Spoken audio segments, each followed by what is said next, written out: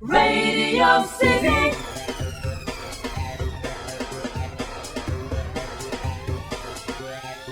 ಇವತ್ತು ಇಡೀ ಕರ್ನಾಟಕದಲ್ಲಿ ಸದ್ದು ಮಾಡ್ತಾ ಇದ್ದಾರೆ ಡಿಕೆ. ಇವಾಗ ಸದ್ಯಕ್ಕೆ ಇದ್ದಾರೆ in the studios of FM ಅಂದ್ರೆ ರೇಡಿಯೋ ಸಿಟಿ 91.1.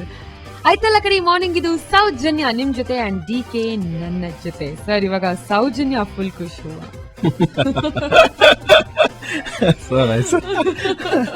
ಸೊ ಒಟ್ಟಾರೆ 200 ಥಿಯೇಟರ್ ಅಲ್ಲಿ ಇವತ್ತು ಬರ್ತಾ ಇದ್ದೀರಾ ಡಿಕೆ ಆಗಿ.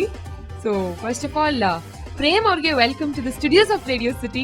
Thank you so much Soujanya. DK ಅವ್ರಿಗೆ ವೆಲ್ಕಮ್ ಟು ದ ಸ್ಟುಡಿಯೋಸ್. ಎಲ್ಲ ಎದುರ್ತಾರೆ ಫಸ್ಟ್ ಆಫ್ ಆಲ್. ಏನಕ್ಕೆ ಅಂದ್ರೆ ಯಾವ್ದೇ ಇದ್ರಲ್ಲ ಇಂಟರ್ವ್ಯೂ ಮಾಡ್ಬೇಕಾದ್ರೆ ಡಿಕೆ ಅಂತ ಕರೆಯೋದಿಲ್ಲ ಯಾರನ್ನು. ಡಿಕೆ ಅಂತ ಯಾಕಂದ್ರೆ ಆಕ್ಟು ಡಿಕೆನೇ ಡಿಕೆ ಸಾಬ್. ಓಕೆ ಓಕೆ ಡಿಕೆ ಸಾಬ್ ಹೇಳಿ ಎಲ್ಲ ಓಕೆ. ಈ ಸಿನಿಮಾಗೆ ಡಿಕೆ ಅನ್ನೋ ಟೈಟಲ್ ಯಾಕೆ?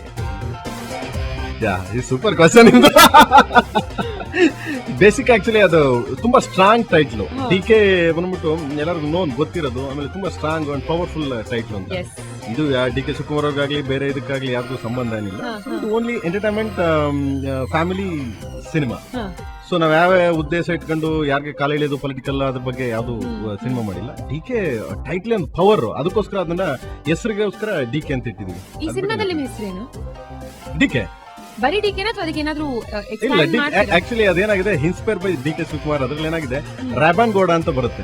ರಾಬನ್ ಗೌಡ ಅಂದ್ರೆ ಯಾವಾಗ್ಲೂ ರಾಬನ್ ಗ್ಲಾಸ್ ಹಾಕೊಂಡು ಸುಮ್ಮನೆ ಸ್ಟೈಲ್ ಆಗಿ ತೋರಿಸ್ತಿರ್ತಾನೆ. ಇದು ಡಿಕೆ ಶಿವಕುಮಾರ್ ಪೊಲಿಟಿಕಲ್ ಬರಕ್ ಮುಂಚೆನೆ ಇದನ್ನ ಊರ್ ಕಡೆ ಕನಕಪುರ ಸೈಡು ಮಾಡ್ತಿದ್ರಂತವ್ರು. ಸೊ ಅದನ್ನ ನಾವು ಇನ್ಸ್ಪೈರ್ ಆಗಿ ತಗೊಂಡು ಸೊ ಆ ಕ್ಯಾರೆಕ್ಟರ್ ನ ಸ್ಟೈಲು ಅವ್ರು ಮಾತಾಡೋದು ಅದನ್ನ ಮಾತ್ರ ತಗೊಂಡು ನಾವು ಮಾಡಿದೀವಿ.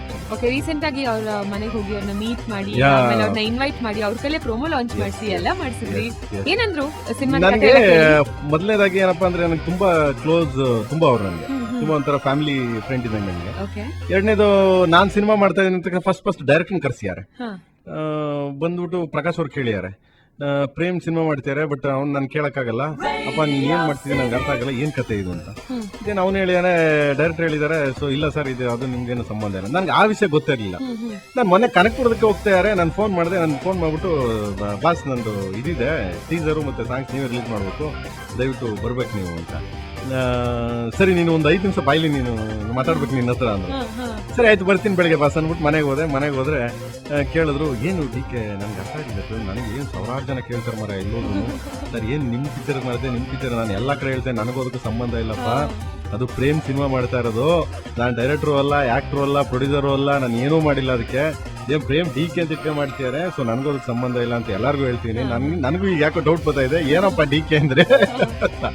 ನಾನು ಅವಾಗ ಹೇಳಿದೆ ಇಲ್ಲ ನಿಮ್ಗೋದಕ್ಕೆ ಏನು ಸಂಬಂಧ ಇಲ್ಲ, ನಿಮ್ಮನ್ನ ಇನ್ಸ್ಪೈರ್ ಮಾಡಿ ಅಂದ್ರೆ ನಿಮ್ ಕ್ಯಾರೆಕ್ಟ್ರು ನಿಮ್ಮ ಇದನ್ನ ಇನ್ಸ್ಪೈರ್ ಆಗಿ ನಿಮ್ಮಿಂದ ಅದನ್ನ ತಗೊಂಡು ನಾನು ಆ ಪಾತ್ರನ ಮಾಡಿದ್ದೀನಿ ಬಿಟ್ರೆ ಸೊ ಆ ಪೊಲಿಟಿಕಲ್ ಆಗ್ಲಿ ಬೇರೆ ವಿಷಯ ಆಗ್ಲಿ ಯಾವ್ದು ಇಲ್ಲ ಅದ್ರಲ್ಲಿ.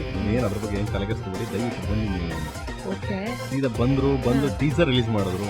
ರಿಲೀಸ್ ಮಾಡ್ಬಿಟ್ಟು ಹೇಳಿದ್ರು ನಂದು ಯಾವ್ದು ಲವ್ ಸ್ಟೋರಿ ಇಲ್ಲ, ನಾನು ಆರಾಮ 30 ವರ್ಷದಿಂದ ಪೊಲಿಟಿಕಲ್ ಮಾಡ್ಕೊಂಡಿದ್ದೀನಿ, ಪ್ರೇಮ್ ಡಿಕೆ ಅಂತ ಮಾಡ್ಬಿಟ್ಟು ನಾನೇನೇನೋ ಹಾಳು ಮಾಡಕ್ ಕಾಣ್ತಾನೆ ಅನ್ಕೊಂಡಿದ್ದೆ, ಏನೋ ಹೇಳಿದಾನೆ ಭರವಸೆ ಕೊಟ್ಟಿಯಾನೆ, ನನಗೂ ನಿಮ್ಗೂ ಅದಕ್ಕೆ ಸಂಬಂಧ ಇಲ್ಲ ಅಂತ.